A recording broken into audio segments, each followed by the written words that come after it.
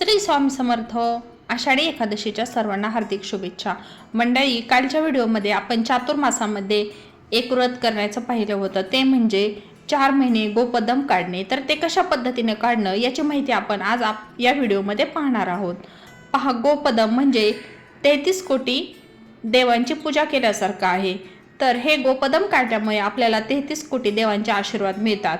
तसेच श्री भगवान विष्णूंची कृपाही आपल्याला प्राप्त होते. तर सर्वप्रथम देवघरामध्ये एका पाटावर आपल्याला रांगोळीने सर्वात अगोदर 7 गोपदम काढायचे आहेत.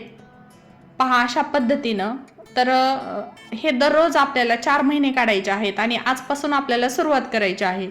तर सुरुवातीला ते थोडेसे एवढे काही चांगले येत नाहीत, तरी आपण प्रयत्न करायचा आहे. जसं जसं आपण काढू तसं तसं ते नंतर चांगले येतात. दुसऱ्या तिसऱ्या आणि चौथ्या दिवशी नंतर ते आपला प्रॅक्टिसने ते चांगले येतात. पहा, तर अगोदर 7 आपल्याला हे पावलं काढून घ्यायचे आहेत.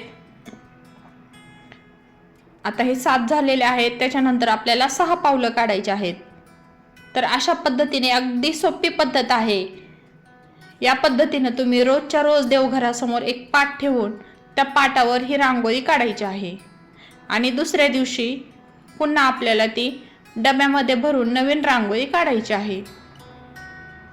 पहा, तर या पद्धतीनं आता 6 पावलं आपल्याला काढून घ्यायची आहेत.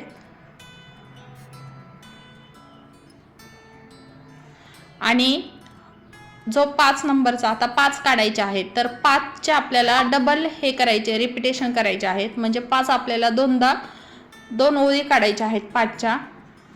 म्हणजे आपले 33 गोपदम पूर्ण होतात. पहा, एकदा काढून झालेले आहेत. आता आणखी एकदा आपल्याला 5 गोपदम काढायचे आहेत. म्हणजे 5चं दोनदा रिपिटेशन आपल्याला करायचं आहे.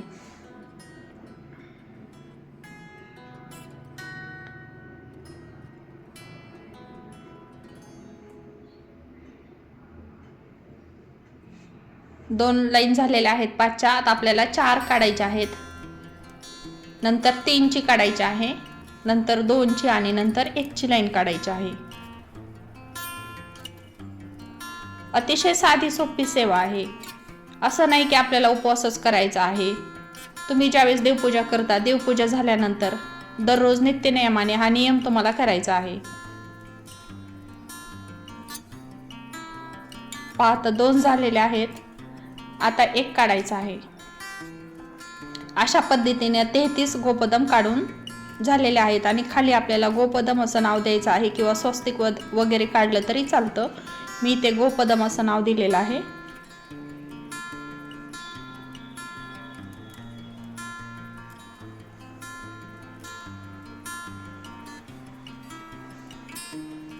आता याच्यामध्ये आपल्याला हळदी कुंकू टाकून, जसं काही आपण 33 कोटी देवांची आपण पूजा करत आहोत असं, त्या पद्धतीने आपल्याला सर्वांना हळदी कुंकू लावून घ्यायचं आहे. किंवा वरतून थोडं थोडं अगोदर हळद आणि नंतर कुंकू टाकून घ्यायचं आहे. अतिशय साधं सोपं ही रांगोळी आहे. आणि हेच व्रत तुम्हाला 4 महिने करायचं आहे. आपण कालच्या व्हिडिओमध्ये याची संपूर्ण माहिती तुम्हाला सांगितलेली आहे. त्यानंतर उद्यापनाच्या वेळी काय करायचं आहे. आता आजपासून सुरुवात केल्यानंतर उद्या परत दुसऱ्या दिवशी आपल्याला नवीन गोपदम काढायचे आहेत. एक फूल ठेवून आपण त्याचं दर्शन घेऊया, की 33 कोटी देवांना आपला नमस्कार असं, आणि त्यांचा आशीर्वाद आपल्याला घ्यायचा आहे. तर या पद्धतीनं हे गोपदम पूर्ण करायचे आहेत.